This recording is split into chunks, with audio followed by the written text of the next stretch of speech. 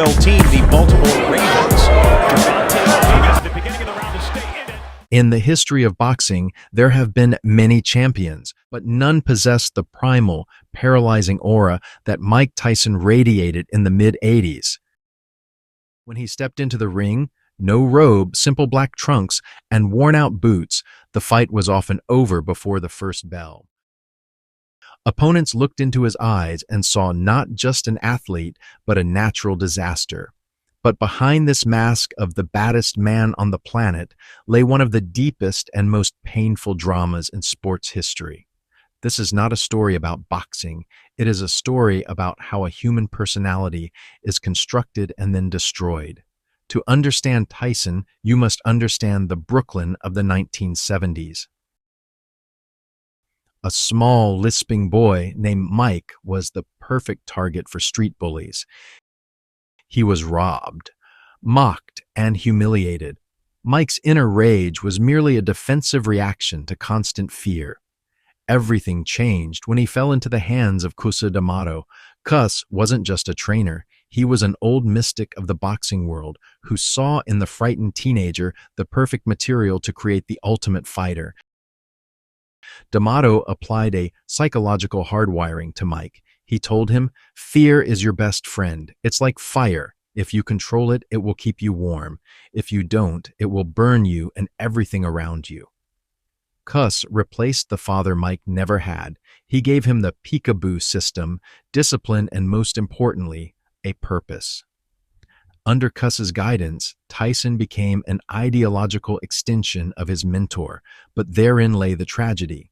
Cus built Mike the fighter, but he didn't have time to prepare Mike the man for life without him. When Cus died in 1985, Tyson's world shook. He became the youngest heavyweight champion in history at age 20, with the mind of a child and the power of a nuclear reactor. But he had lost the only anchor that kept him from madness. By the late 80s, Mike Tyson seemed like a god.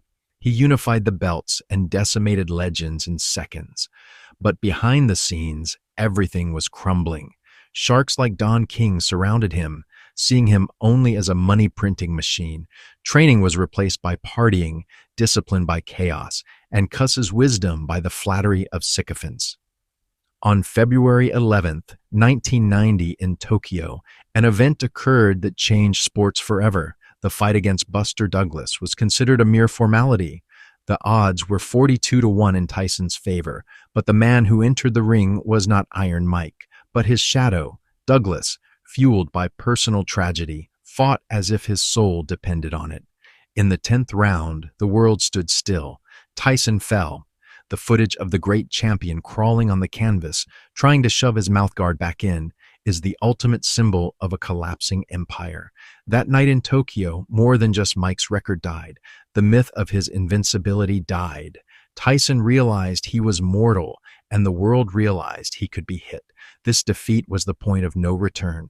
The psychological fracture was so deep that Mike would never again regain the magical confidence he possessed when Cus was alive. After Tokyo, Tyson's life became a tailspin. The 1992 trial and subsequent imprisonment robbed him of 3 of his best physical years. When he was released, the world had changed. Other men sat on the throne, and Mike himself had become more embittered and lost. His comeback was loud, but it lacked the technical purity of his youth. He relied solely on punching power, forgetting the defense and head movement that once made him a ghost in the ring. The peak of this desperation was the 2-fight saga with Evander Holyfield. Holyfield was what Tyson never became, a man with indestructible inner faith and self-control. When Mike realized in their 1997 rematch that he couldn't break Evander's defense, his mind snapped. The ear bite wasn't a tactical move. It was the scream of a wounded beast that realized it was losing and didn't know how to cope. It was the most shameful moment of Tyson's career, turning him from a sports icon into a pariah and an object of ridicule. At that moment, it seemed Mike Tyson's story would end either in a prison cell or an early grave. Many great champions end their lives in poverty and obscurity, unable to survive the loss of fame. Mike Tyson also went through bankruptcy, addiction, and personal tragedies. However, what has happened in the last 15 years is perhaps the most incredible comeback in the history of the human spirit. Tyson stopped fighting the world. He admitted his mistakes, apologized to his enemies, and forgave himself. Today's Mike is not Iron Mike. He is a wise, slightly melancholic, but profoundly sincere philosopher. His podcasts, his openness about mental health, and his newfound calm amaze those who remember his 90s rage. He is no longer afraid to be weak. He speaks openly about how Cus D'Amato created a monster inside him and how hard it was to tame that monster. Tyson proved that your identity is not your mistakes or your titles. His journey is the path from a frightened kid in Brooklyn through absolute power and total destruction to a man who finally found peace within his own soul. Mike Tyson will go down in history, not just as the most spectacular knockout artist. He will remain an example that falling is not the end, provided you have the courage to stand up and change.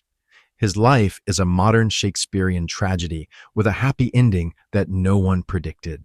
He stopped being the baddest man and became something much more important, a man who found himself.